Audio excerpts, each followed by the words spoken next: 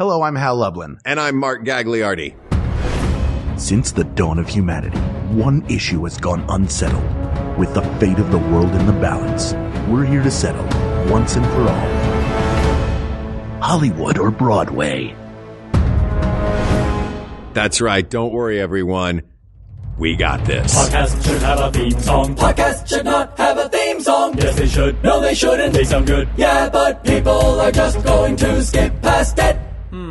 You know what? You're right. We got this.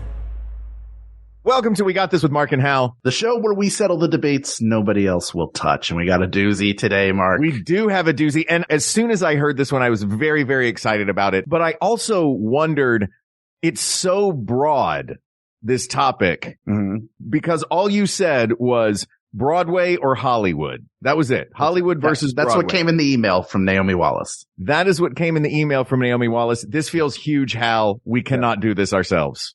No, I'm wondering if this is going to be tilted a little bit. Our pal Laser is back. This is your third time on the show, right? Third, fourth? I am so happy, and we're not talking about food this time, which is very exciting. That was a choice I've always made, but I was like, this time, let's not do cheese. Yeah. Let's do something else. This is so much bigger than cheese, Laser. You've won 7 Broadway World Awards recently. Very recently. This just Teaching happened. a Robot to Love is the musical, of course. We all know it. We all have a copy of the soundtrack, and if we don't, we're going to go buy one. Thank you. Yes, it's true. Yeah, we won 7 Broadway World Awards, including Best Musical for the regional Los Angeles Broadway World Awards. But yeah, hey, listen, it's a theater town, Hollywood. It really is. You're in such a theater town. Do you think you can be unbiased? I think I can, because I feel I live here in the Hollywood area, and I have been to shows on Broadway, and I've also watched television and movies. So I feel like I've done it all. You know what I mean? You really have. Yeah. You've had the full spectrum of experience around it. I know the good sides and the bad sides of both. I just don't know how we're going to evaluate it. You know what I mean? It's such a big question. It is. I think that we can break this question down into 2 parts, though. 2 sort of grand overarching versions of Los Angeles, of Hollywood versus Broadway. And that is as a producer and as a consumer, because they're 2 different things. As a consumer, I love Broadway musicals. I love Hollywood movies. As a producer of entertainments, I've lived in New York and tried to jump onto the Broadway circuit. I've lived in Los Angeles and played that game here. So I think those can be 2 ways that we can approach this. What do you guys think? Absolutely. And the production of stuff as well. Like as a consumer, there's so many, there not only are there overlaps, but there's also different ways to look at that of like who's creating new things, who's creating the best things. It's a wild world. I'm so excited to dig in. Yeah. This is very cool. One thing I think is really interesting about this is Hollywood can encompass anything from a film like Clerks, which got sucked into the Hollywood machine, being made for $27,000 in New Jersey with no knowledge that it was ever going to be seen anywhere. Yes. Really, versus to put on a Broadway show, it has to be in a very specific group of theaters. There are a very specific group of rules and regulations about what is and what is not Broadway. So it's not like we're not taking something like Clerks that's like homemade that gets to Hollywood versus we're going to put it on a show in the backyard. Like I can go produce a stage show right now. I can get stage time and get a group of people together and we can write something where, but it's not the same. We have to get it all the way to Broadway, which I think is a more difficult path. And I don't think that's maybe good or bad for one or the other. It just fascinates me that Broadway's so hyper specific and Hollywood feels so overarching. And yet it is like kind of the perfect thing to go against one another because of I think it's ultimately going to come down to experience for that reason on the consumer and the performer side. Yeah. The experience that you would have as a person consuming as many different types of entertainment versus these 40 theaters on these dozen or so blocks in New York City, this specific small thing. Is that what you mean? Yeah. I mean, and they're wildly different experiences. I can have a movie experience at home. I can't have a Broadway experience at home. I've streamed Broadway shows before and it's enjoyable. I love to watch them staged, but it's not the same as going to an actual theater and sitting and watching a Broadway show performed for you. You're part of a cultural history in that moment and it's hard to ignore it. And that goes even to like waiting in Times Square to get stuff from the TKTS booth. So, I hope I can waiting at the bathroom in intermission. Waiting at the bathroom. It's all part of the experience. Mm-hmm.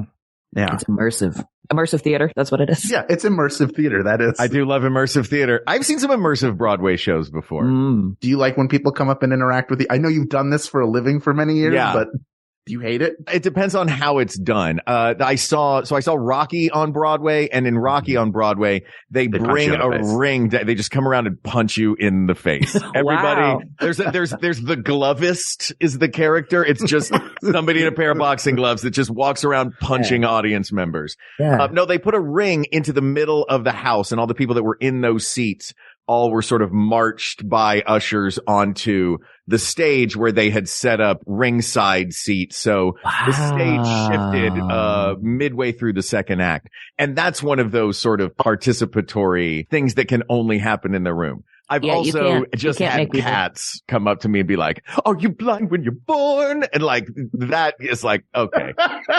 Is that just walking around your neighborhood at night? That's just walking around. Yeah. Yeah. All the alley cats in my neighborhood. Can I sleep on your couch for a week or two? Yeah. Do you have any chicken?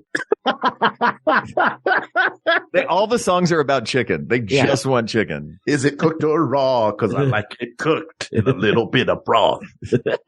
Ken also brings up the Great Comet, which we saw in New York right in beginning of 2017. Another one where we sat on the stage. There's food coming to you. It's sort of a very participatory thing. But that leads me to this question as an experience. And I will start with Laser, our guest. Which do you prefer? The best version of a theatrical live experience that you've ever had, or the best movie in a theater setting?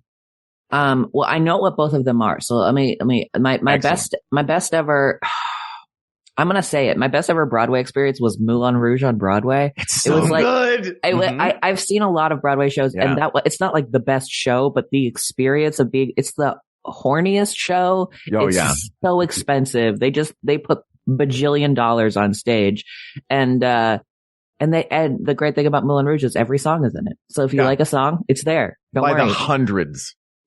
Just go through them. And it's a little bit, they're close to you, but not too close. Yeah. And, it was the first, Broadway show I saw after the pandemic. And it was just like, it's gorgeous. It's beautiful and huge. The best movie going experience I've ever had was the 2016 Ghostbusters movie. Amazing. Again, not the best movie ever made, but it was the experience of like, oh, this is what it's like to have a movie where you feel stronger afterwards. It's like, as a person who was raised as a woman, it was just like, oh, this is incredible. Like it's empowering. It doesn't undercut itself. And the audience was laughing and we had themed cocktails, Yeah. But I think I like the experience of Broadway better. I have to say, it's just, there's nothing like live theater and live music just right in your face. Yeah. Hal?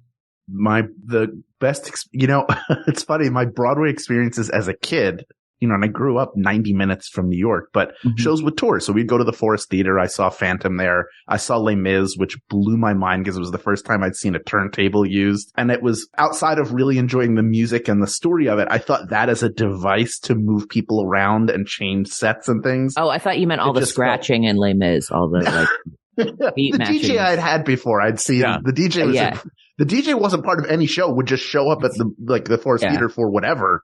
Do you hear the people sing? He had lilies, hazelnut.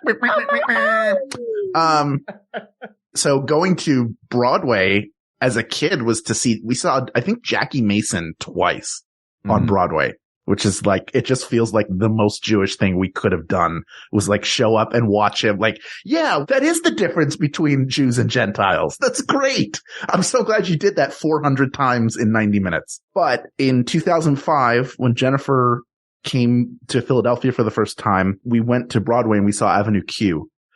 And that was the best theater going experience I've ever had. Because not only did I really enjoy the show, but it just I walked out like wanting to create 9 million things of my own.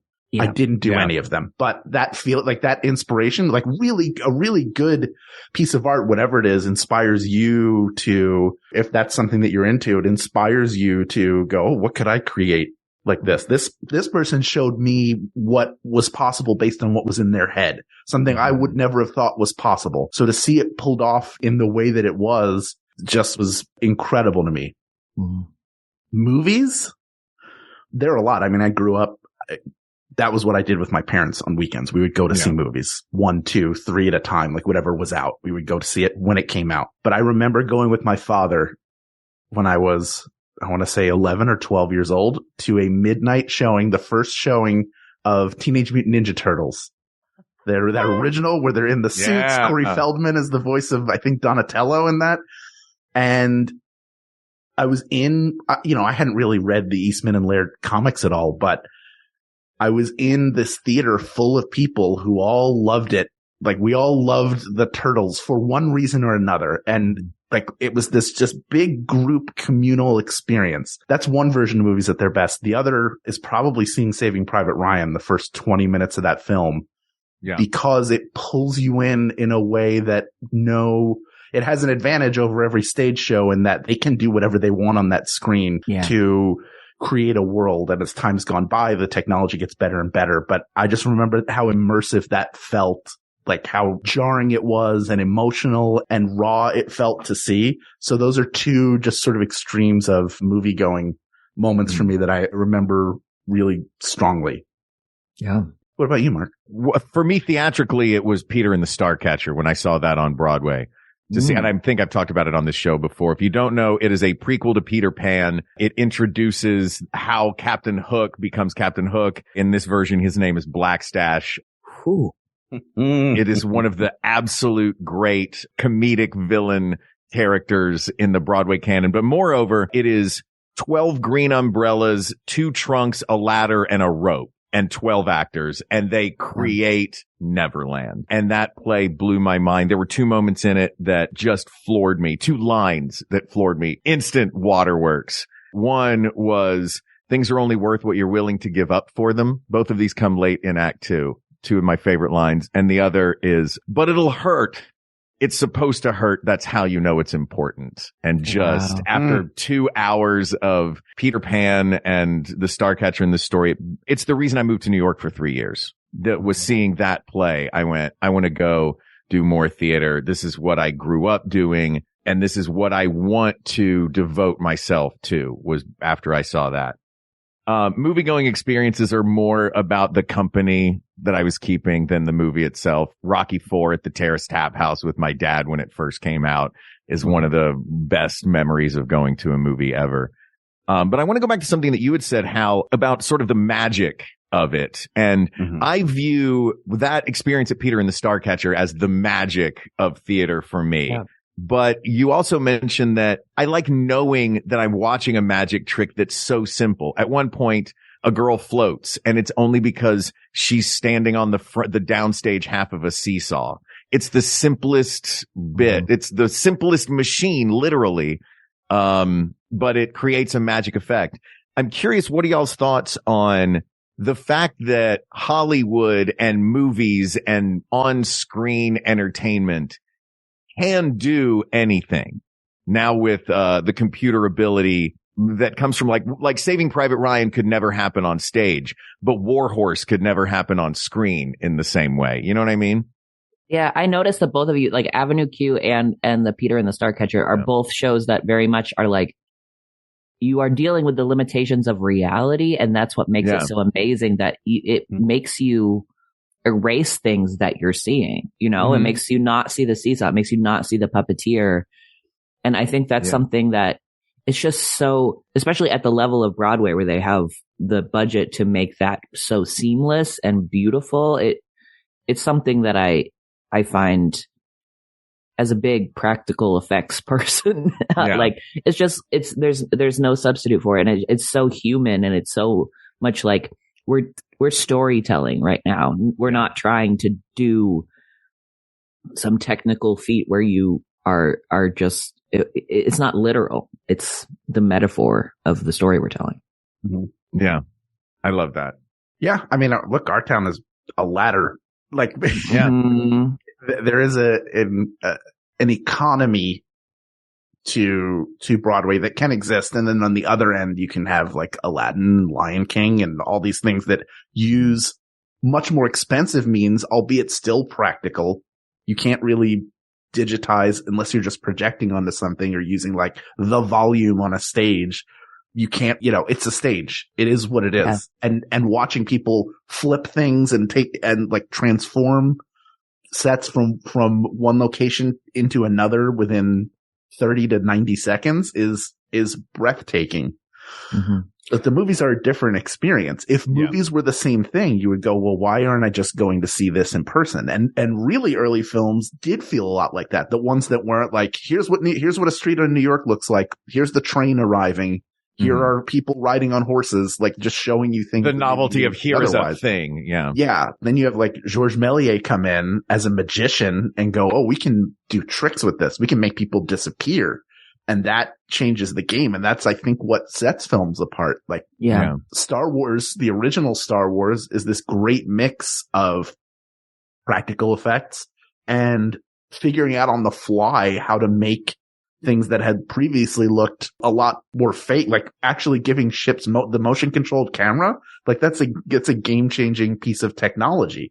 And so that film blew people's minds because they'd never seen anything like that. At a certain point, you've seen a set flip around a bunch of times, and sometimes the show is good and you're really into it, and sometimes the show is bad. But it's the same with movies. Like, all the special effects in the world can't save a bad story. It's still going to be bad. It'll just look good at the same time. Yeah, that's a really good point. Good storytelling is good storytelling. Absolutely. And cats is cats, whether it's on stage or in a movie. You know what I mean? Yeah. And they want chicken. Are you blind when you're born? Can we have some more chicken? Oh my God. They're going right now behind me. I can hear them. Yeah. It's actually rehearsal because it's the middle of the day, but they're back there going. Do you think if you went to a production of Cats and that they would be so into it? I know the Broadway run is over, but if you'd gone to the original Broadway run, like maybe in the middle of the 800 years that it ran, and go like, let's see how dedicated they are. You go buy a rotisserie chicken at the supermarket, and then if you threw it out on stage in the middle, would they stop what they were doing and just descend on it and eat it? Immediately pile on. The show must go on, but also I'm in character. You know what I mean? Like this is part of the show. This is it. You're guess what? Now. Yes, and. Yes, and. Broadway has its yes-anding as well. So as we wrap this up about being consumers of Broadway versus Hollywood, I will pose a question. Do you think we've talked a little bit about limitations within the theater and how those boundaries can create these magical experiences and just the magical experience in general of being in a theater? And being in that environment that's only going to happen once in this room, and it's a magical, special thing. Does that, because we do have to sometimes compare apples and oranges, does that trump the limitless variety and possibility of I guess when I say Hollywood, it does turn into like movies and TV that's, cinematic television and anything on a screen like that where the possibilities are pretty endless. I guess what trumps the unique experience with strict limitations on it? It's literally 40 buildings where Broadway happens, or the vast expanse of everything movies can do. Also, even if you include tours, it's still not going everywhere. Yeah, there is a limitation. Everywhere. Like not everybody can go to Broadway. Movies are a little bit more accessible. I mean, I think that there's something about the rarity that does make it amazing. Yeah. And there's so many different ways, like to think about, like how telling the story. What's the most valuable way for society to see this story? What's the most valuable?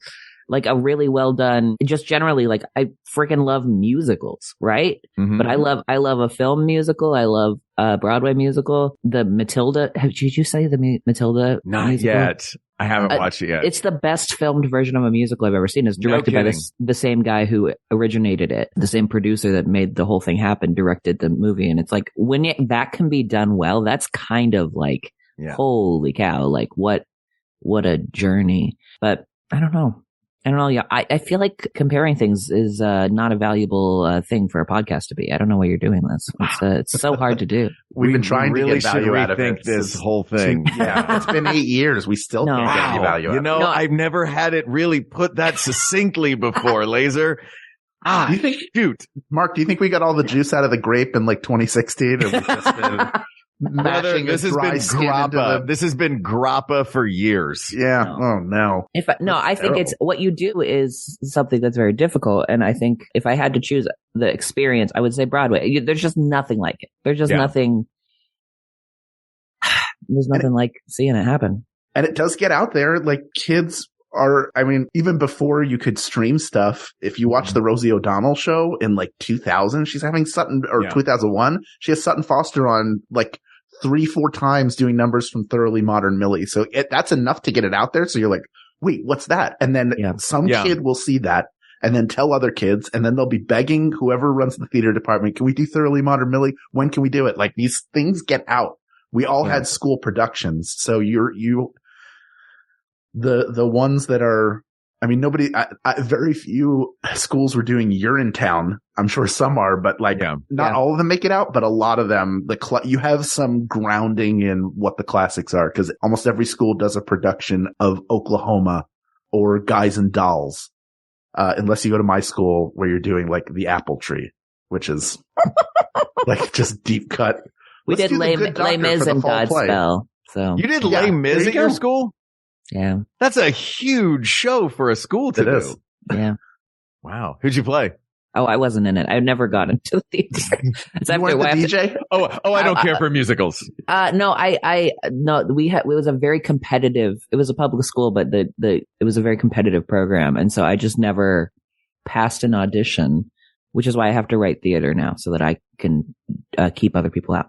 Well, I'm sure that you can dry your tears with your Broadway World Awards. Oh, God. Yeah. I wish I was in Creation of the World Part 1 or whatever it was. I was going to say, when we're talking, I know we have to move on, but the experience thing, I think I also, and I don't know if you've ever been to an improv show, but I actually really I love improv done well. And when the live experience is the same thing, because it's kind of one of the things that makes it so magical is that it is risky, right? Yeah. Mm-hmm. And that's what makes improv magical, is that it's like anything could happen. Broadway's a little bit less of that risk, but I think that is that payoff of we're doing something really hard. Yeah. That makes it magical in the, I don't know. Well, that is a perfect segue to what we are going to talk about next, which is the experience that we have had as performers on stage and screen. But first, this show, We Got This with Mark and Hal, is brought to you by Max Fun and all of the great members at Max Fun who make all of the shows possible. If you would like to join, visit MaximumFun.org/join. Let's tell you about some of the other great podcasts on the Max Fun network. We'll be right back. They can be anywhere, at your office, in your car, and they are wrong. My mom says that the Grey House didn't exist, but she's wrong. He just does it wrong. Someone in your life is wrong about something. Something small, something weird, something vitally important. Only one person has the courage to tell them just how wrong they are. You know what you did was wrong, but your daughter is a liar who eats garbage.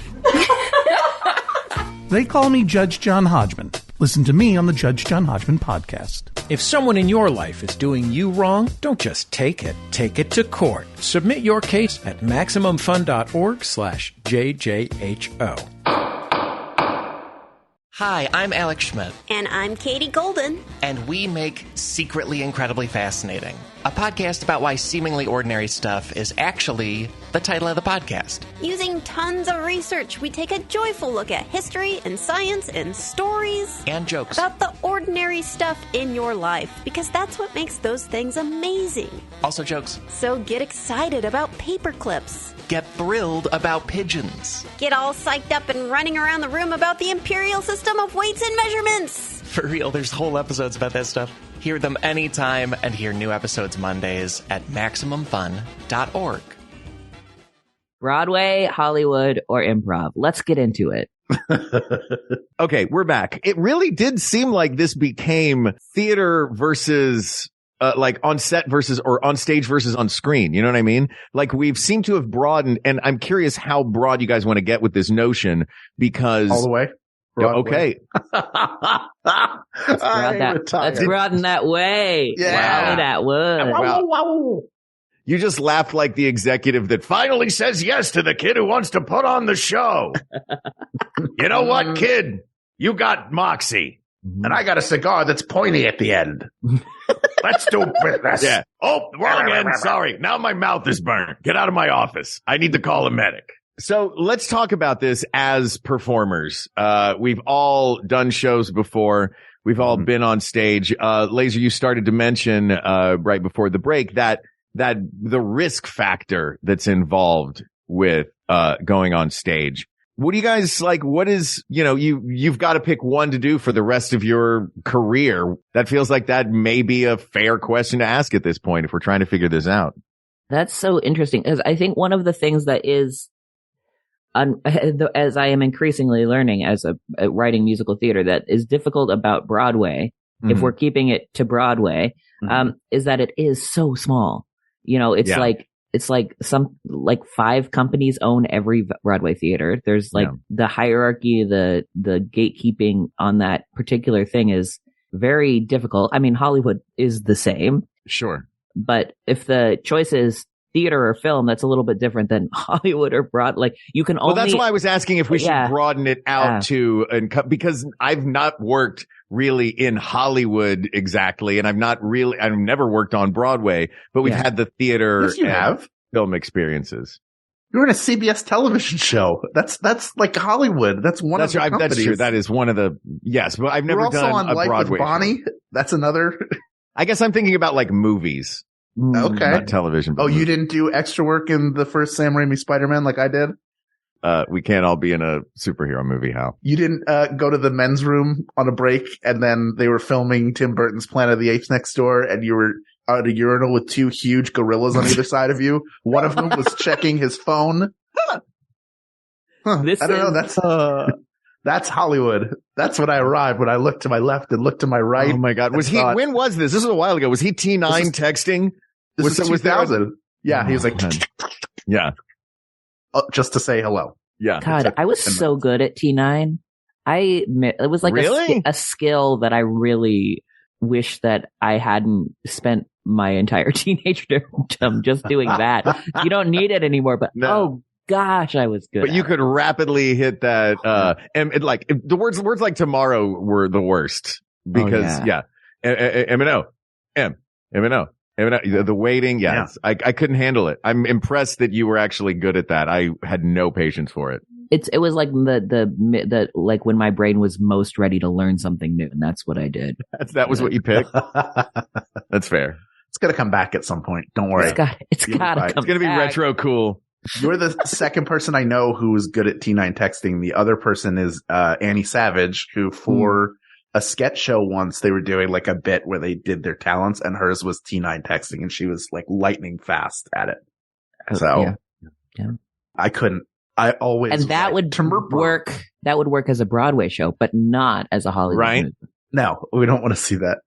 It's hard to do it's hard to do a film adaptation of if you look at adapting it one way or the other. Would you rather adapt a film into a Broadway musical, or would you rather take a Broadway musical and adapt it to film, and why? I mean, speaking of risky, it feels like musicals that are turned into movies frequently that doesn't work as well. It's just hard to do. It's all about that magic, you know? The only good example I can think of is Cats 2019, where they really flawlessly adapted. It's so good. With human hands and it's so good. The scale was perfect. They really nailed it. As a person who likes creating new things in the world, I'm annoyed at how much Broadway is adaptations of existing movies and stuff like that. And a lot of it is jukebox musicals these days. Like, I would rather it be wild new stuff, but part of the capitalism of it all is the risk factor is going down and down and down on what people are willing to make. But that's also true in Hollywood. Right. Do you think it's easier though in Hollywood to get something that you create out there than it is on Broadway? because it comes down to, like you said, those 5 companies, and you can get something on a stage. You mentioned that before, how like you can put something on a stage, but you can't put something in a 2,000 seat theater on 47th in New York. You know what I mean? Like that is, there are some serious gatekeepers to that. So as producers of entertainments, would you say that more options are available on the Hollywood side than on the Broadway side? Yeah, I mean, it's like Laser, you pointed out, there are also gatekeepers there. I think the difference is Broadway, the gatekeepers are protecting a much smaller yard. Yeah. And Hollywood, it's a big yard, and sometimes there are like little, like, oh, the fence is kind of bent here. I can kind of sneak in and do stuff. But I keep thinking about like adaptations of musicals, and there are some terrible ones. There are ones I did not care for, I'll put it that way. I didn't like Rock of Ages. I did like Jersey Boys. I did enjoy that. I liked Chicago. Cabaret won an Oscar. Chicago is I thought so incredible. One that kind of snuck in because it happened early to mid-pandemic is In the Heights. I thought that was really, really good. I loved that movie. Film adaptation. Like, it was a lot better than the almost all-white community theater version of In the Heights that I saw. In the Whites? There's a whole like In the Whites subculture on YouTube where you see people doing it, and it's In the Whites. Really something. That movie was amazing. Yeah, I mean, I think we could compare musicals on film and Broadway. I think from a producer standpoint, yeah, I do think it is easier, right, to get into especially if we're including television and there's so much, and there are more people who are trying to get into TV. I think it's less of a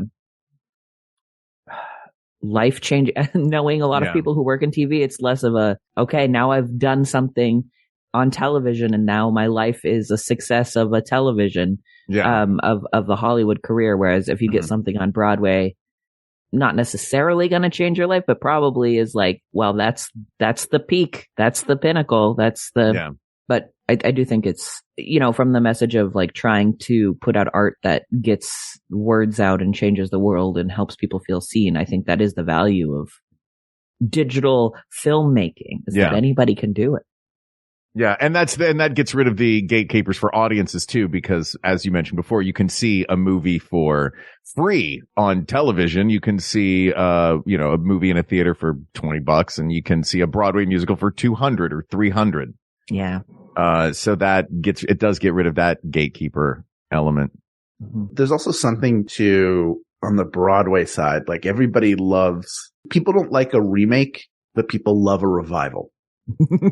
I would rather watch, and just comparing film to theater straight up, I would rather have gone to see the 94 revival of Guys and Dolls than watch the Marlon Brando, Frank Sinatra version of it. Because I've listened to the soundtrack and it's great, and the cast is amazing for the revival, but also watching what they did with Adelaide, like how they turned it into an actual scene, is like, oh, they figured out a way to redo this. Let's go see anything go. Like, they find ways to bring something back that is familiar to the people who love it, but has something new for younger people or for people who've seen it before. You're not going to see the same show again. You're going to see a brand new version of it.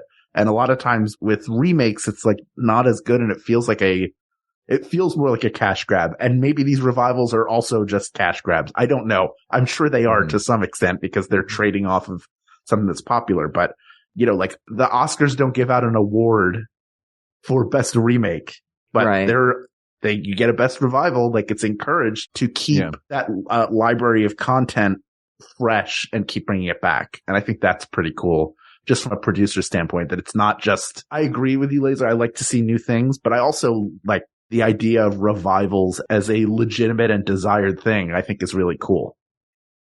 Yeah, it's kind of like that. It's a little bit like the oral history that we all live on, and the storytelling of like, we tell the same story over and over again, but we get more out of it. Like, there was like the new Oklahoma revival that was absolutely like, it was a sad show because it's sad, but like, let's see, they had a Tea for Tea couple in it, which is amazing, like 2 trans folks, and it had all of this. Like, that's one of the things that we can do as we evolve theater, is like, let's kind of like a game of telephone. Like, what does this mean to this person? And that's kind of beautiful. Well, I love that too. The idea that there is a canon. You know what I mean? There isn't, like, the Hollywood canon is films that have already been made. It is there's the AFI 100 and it's a list of the 100 greatest movies in whatever million categories they've now done of them.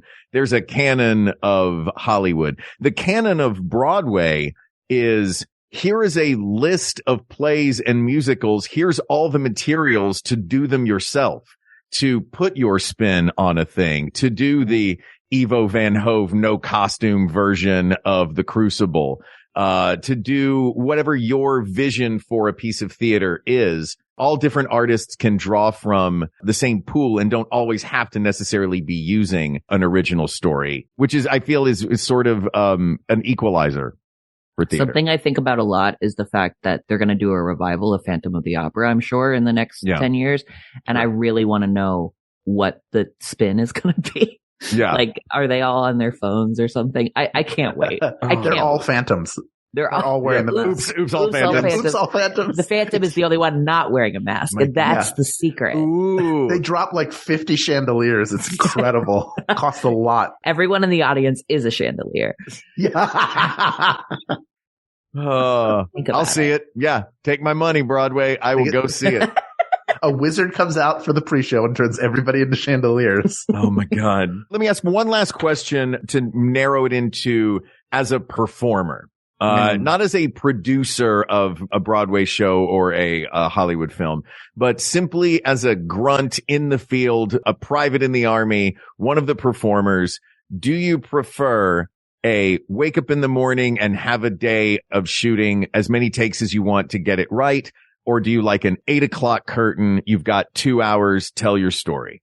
I mean, I feel like you probably are more qualified, Mark, to answer this question. But I personally, I love doing a live show. I love doing a live show regardless of, because then you're not doing it for a bunch of disinterested film crew. You're doing it for people who are there to see it. And there's that risk. There's that magic of that. Yeah.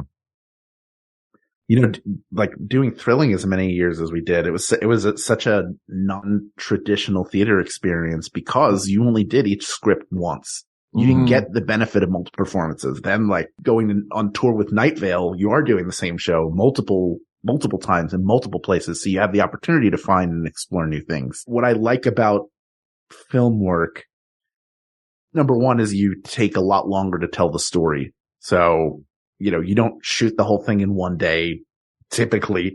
And I like the idea that you can explore different ways to do a scene right there, right then. Like your creativity is your creativity is at work for as long as you're there doing the scene, as opposed to the feeling of like, I did it one night and either that felt good. I want to try it again and build on it, or that didn't work. I want to try something different, which may not work again because the audience is different. The audience is different people coming in. You really have to trust, unless you're doing a sitcom where you have the audience feedback. And that's like the worst, like, because you get a big laugh the first time and then do it the second time and they've already seen it. So the surprise and that laugh isn't there anymore. So you have to, as many times you have to do it. Now you're doing it in front of this audience. It's like, I saw that joke already. And they're going to have to sweeten the sound later, but doing it without, like, you kind of have to trust your director and your scene partners and yourself to be able to explore and to really like do the work for however long it takes to get that scene right. I think that's an extraordinary challenge. Mm-hmm. Yeah, that's why I generally prefer, I think I'm with Laser on this, like, as far as like, I want that audience response. I want the immediacy in the room. For better or worse, I don't necessarily trust myself to get it right, or, you know what I mean? Like all the other elements coming together that have to come together. For me, it's the immediacy of, and yes, it changes from night to night, depending on an audience, but the immediacy of that response and riding that wave, if it's a laugh, or feeling the weight in a room if the air gets completely sucked out of it by one line in a play and everyone in the room knows it and you can hear a pin drop. Like those are the moments that as a performer, I live for. Which is why actually you mentioned sitcoms. That is, I think, the best of all possible worlds, because you've got that live studio audience there. So you get that immediacy especially on the first take. But yeah, I mean, I agree. Like as it goes, it gets subsequently more difficult. Yeah. But yeah, I mean, it's that live moment for me. Just as a performer. Yeah. I mean, I love audience feedback. I love it. It feels great. It feels good to know that they loved something. It feels good to know like a choice you made. I think it's almost impossible in that setting to, and maybe it's just me, to make a choice that's like, well, this is the character choice. Like I'm always thinking to a certain degree, what kind of response will this get? What kind of response do I hope it gets? And you don't want to push for that, but you still have in your mind, when I do X, the audience will do Y. And so you're tying a lot into that, because if they don't react the right way, it feels like a failure when maybe it wasn't. And when they do react that way, there is success to it, but doesn't mean doing it that way every time is going to work. Yeah. And I kind of like the idea. Again, it's the challenge of like, all right, you have no audience. You're not going to know how anybody reacts to this until they see it later on. Yeah. So you have to go in and just, I will eat one marshmallow now. I don't want 2 marshmallows later. Exactly. Yeah, delayed gratification. No, thank you. Sorry for interrupting. No, I think that like, think about all the great performances you've seen in film and that they were done with no audience there. That is maybe one of the purest forms of, I have to connect with the written word. I have to connect with my environment and make you believe that all of this is happening. And I think in theater, you have room to, now everybody has head mics. So you don't have to like scream like, now the back of the house can hear I am dying. Like you don't have that, but there is a certain amount that you, like the audience will get there with you. You're creating it together, which is a really special thing. On a film set, it's like, you're here in this room. You have to make everybody has to believe it's your apartment. They have to believe this person is your friend or your enemy or your lover or whoever they are. And that what you're doing is real. And when that's done right, it's incredible. You forget you're watching somebody you've seen in 100 other things. Yeah. I think when you go see, I'm going back to Sutton Foster because I'm just an incredible fan. When you see her as Reno Sweeney or like any of that, you know you're watching Sutton Foster. You're there to see her do that. And it's a great character she's playing, but there's no doubt that it's her. Yeah. So there's something to that. Like, can you make somebody forget? Can I watch Mark do a performance on film that makes me forget that I'm watching, one of my closest friends that I've known for 20 years? Like, you know what I mean? That's you don't think that can happen on stage? For me, it's really difficult. But that doesn't mean I don't like it or that it doesn't devalue it for me. It's just a different experience. Yeah. Because of the size of the performance. Yeah. Theater performances tend to be larger and film performances have to be a lot smaller because the camera's catching everything. And if you do too much, it'll show up as way too big on screen. Yeah. I mean, I personally love that aspect. I love that it's not about being naturalistic. It's about telling the story and it's about communicating it to the audience. And I think that's probably why I like it so much. Is like, people don't talk like this and they don't burst into song and they don't pretend that an umbrella is a couch or whatever, but that's where we are. And so, we're all suspending this disbelief for the next little while. Yeah. Sure. Yeah. It's a great communal experience. Well, we've talked a little bit about the experience as actors being on stage versus being on screen. We've talked a little bit about the experience of producing for the narrow lane and the very tiny eye of a needle to thread that is Broadway and the vaster expanse that is Hollywood as far as producing things. We've talked about the experience as a audience member consuming the best versions of either of these things, either of these genres, I guess. Is there anything that we have missed? My first thought of things we've missed could be the dessert to this whole conversation, which let's just talk about the area. Physically, Broadway, the neighborhood of Times Square versus the nebula that is Hollywood, but the delight that is the studios. The Spider-Man on Hollywood Boulevard versus the Spider-Man in Times Square. Let's talk about it. Oh, let's do it. The Spider-Man? The Spider-Man. Yeah, there are only 900 Elmos in one place. Yeah. I had to walk through Hollywood Boulevard the other day because I was going to the doctor, and I was like realizing that's part of my life. And it was like, you walk by a Wednesday Addams, you walk by a Spider-Man, you walk by a Minion, you walk. Do they have a Wednesday out there now? Is she doing the dance? That's all she does. Well, the best part is that I only saw her walking towards, so she wasn't she was just wearing the outfit. Sure. She's going to work. She was just going to work, and she's, a few blocks away. Oh my gosh. It's magical. It's the magic of theater. Yeah. The magic of theater. A bunch of Spider-Mans with fanny packs. Yeah. Yeah. Oh God. Oh. Yeah, this is Black Widow is very sexy. That kind of stuff. That's fun. I'll put it this. I'll tell you one thing. I would much rather wander around the Broadway theaters of Times Square at 2:00 in the morning than Hollywood Boulevard at 2:00 in the morning. Let me ask you this. Let's make it fair rather than the cities that they're in. Because now you're doing Los Angeles versus New York, really. Would you rather wander around a Broadway theater, or would you rather wander around a Hollywood backlot and sound stages? Wow. Broadway theater. Okay. Yeah. No, it's fine if your answer is the same, but I think the equivalent, I love being on the lot. I think that's true. Every time I'm on the lot that's for a good something, point. for anything, even if it's I auditioned for a film one time. I was like, this is not, I don't think this is going to be me, but I had an appointment and I could drive onto the lot, and I went to a production office and I went in and met with a casting director and read for her. And I felt like I was in the business. It was like one of the times I felt like, oh, I'm in the business. That is a really amazing feeling. It's being on a lot is so fun. I had to park on the street of New York from Brooklyn Nine-Nine to go to a meeting once. Like that's where parking was just, this is the middle of New York. This is where whatever these guys do. And then you just walk through New York and then into a little building. And it's just like, this is cool. Yeah. Lots are cool. For me, a lot is about, they're two different experiences. A theater and the lot are two different experiences, because the lot is everything is new and exciting. And I'm Pee-wee from Pee-wee's Big Adventure going through all the different movie sets. And there's, somebody walking two camels as a spaceman walks by, and you're like, okay, great.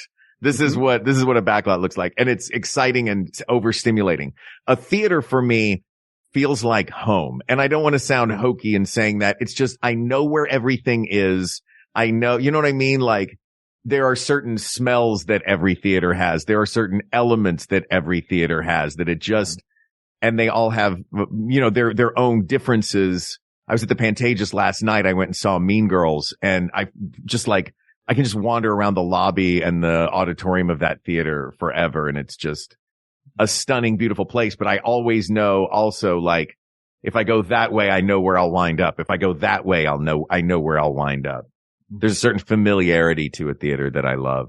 That's why I like a backlot, because it feels new and it feels like, oh, I'm part of something huge here. And right now, within 1,000 feet of me, there are like 2 movies and a television show that are happening.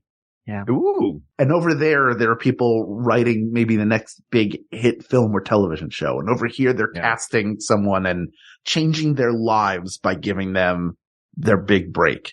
When I walk into a theater, I'm like, I know where the concessions are. I know where the bathrooms are. I know what that stage is like. I like that feeling because it's familiar. Yeah. Like, it feels great to be in, like, all theaters have familiarity. The difference is like the walk from the dressing room to the stage. Like, how far is it going to be to get there? That's really where it's kind of different for me. And I think you're right. I think objectively it's the backlot. But yeah, that's like, for me, a theater is familiar. But for the vast majority of the world, objectively speaking, a backlot is a heck of a lot more exciting. Yeah. You get to go walk by. One time we drove by like the front of the White House from the West Wing, and I will never forget that. I was just like, this is so cool. Yeah. Back in the day when you would take the Universal tour and it was Hill Valley from Back to the Future. Oh my God. Before they turned it into Ghost Whisperer, they took that set and turned it into Ghost Whisperer set. But yeah, there really is. That is a really magical thing about this. And the Psycho House up on the hill. Like, this showbiz history is still here. Like, those theaters. Yeah. Yes, this is the first place where the Music Man ever played, but it's not like those sets are up. They have to do the show again for that to happen. Like there are pieces, bits and pieces that you will recognize. Oh, there's the fountain from Friends just sitting in a park and they're moving it next week to somewhere else. Like that's pretty cool. It's really fun. Yeah. Yeah. I think that's the winner out of that particular category. Looking at all of the categories though that we have talked about today, do we have one that is emerging on top? Let's take the temperature now. How are y'all feeling? I'm ready to vote. I'm ready to lock in my vote. I have a feeling I know how this is going to end, and I don't know to what extent I agree with it, but I'm fine with it. How about that? Well, you've also got a Philadelphia Eagles game coming on. Regardless of that, I think this is going a certain way, and I'm okay with it. I don't know to what extent I agree with it, but that's the world of We Got This. We don't always have to agree, but we must obey. Mm-hmm. That's right. Laser, I've got your back on this one. I think you and I think we might both also know what Hal's talking about. Yeah. I think we may have recorded a podcast with some theater kids in here. You know what I mean? I think we got some adult theater kids in adult this theater kids. Should I spoil it? I think spoil. Yeah. At this point, it's not a spoiler because it's the moment. Oh, okay, great. Do make. I would like to lock in my vote for Broadway, please. Okay. That's one for Broadway. Broadway as well. Another one for Broadway. People of the world, Broadway wins. Doesn't matter. My vote will stay in an envelope. And you will open it in 80 years. You will find out what my vote was. If Mark in my calendar. Stored it. Mark it in your calendar. In 80 years, if none of us is married, we're going to open the envelope. The answer is Broadway, where all the great entertainments come from. You got The Shop Around the Corner. Then that becomes She Loves Me. Then that becomes You've Got Mail, but not as good as the stage shows. There's still a magic to the Broadway show, even in the year of our Flying Spaghetti Monster 2023, that you can captivate imagination and either tell a familiar story in a new way or tell a new story in an interesting way that creates an experience for the people who are in the room over and over again, 8 times a week, that creates magic and creates fans and creates people who want to go create their own stage productions, either in their communities or in their schools. And you just can't beat that. So as wonderful as Hollywood is, as a creative idea, the winner of this episode is Broadway, Asked and Answered. Now, Laser. Yes. We had you on here because you're number one, a wonderful guest. Thank you. Number 2, a multiple time Broadway World Award winner. I mean, 7 times in one. 7 times in one moment. Yeah, one time, but 7 times. Yeah. 7 with one blow. Yeah. But also you have a new album that is dropping on February 10th. Called Overreacting. Tell us about that. Yes, it's my new album. It's called Overreacting. It's by me. Laser the Boy is my artist name. And it's an album recorded in Portland with the engineer who works with the Mountain Goats. So it's got big Mountain Goats energy if you like indie folk, lo-fi, alt rock stuff. And there's songs about being trans and divorce and love. It's fun. It's a really good album. I'm very, very proud of it. So please find Overreacting wherever you go to Sam Goody and pick it up. Yeah, you can pre-order it at Coconuts now. Yeah. Go show up and you get a voucher that you bring with you. But you can order it anywhere online, right? It's on Spotify. It can be lasertheboy.com is the place. And I'm also on tour on the West Coast. So if you're on the West Coast and you want to come see me, please do. Most of the shows are free or cheap. So come on out. Lasertheboy.com to get tickets. And there's still time. This is dropping on Tuesday, January 31st / Wednesday, February 1st. So that means you have no excuse not to pre-order the album and get your tickets. It's the best of Broadway and Hollywood. Look at that. The winner of this episode is Laser. Yes. Always this guy one is of bringing the Broadway. He's giving us movies and music as well. What more do you want? What more do you want? Yeah, come on. What more do you want? Please. What more do you want? Hard. You want more episodes? Fine. You know what? There are many more topics to discuss. So please reach out to us on Twitter at We Got This Tweets, or you can email us at wegotThisPodcast@gmail.com. That's what Naomi did. And already she's had 2 topics on the show in a row. Am I working off that email? Maybe. Sue me. You can do that at our Facebook group, facebook.com/group/WeGotThisPodcast. Thank you to producer Ken Plume, whom you can support at patreon.com/Ken Plume. Thank you to researcher Kate McManus, graphic designer Uri Kelman, and QA engineer Jen Alba. And thanks, of course, to our musicians, Jonathan Dinerstein and Mike Furman, for our score and theme song, respectively. And thanks to you the people of the world, because we all know that if our choices are theater or screens, it's always going to be ears. Podcasts for the win. Thank you for listening. For Hal Lublin, I'm Mark Gagliardi. For Mark Gagliardi, I'm Hal Lublin, and don't worry, everybody.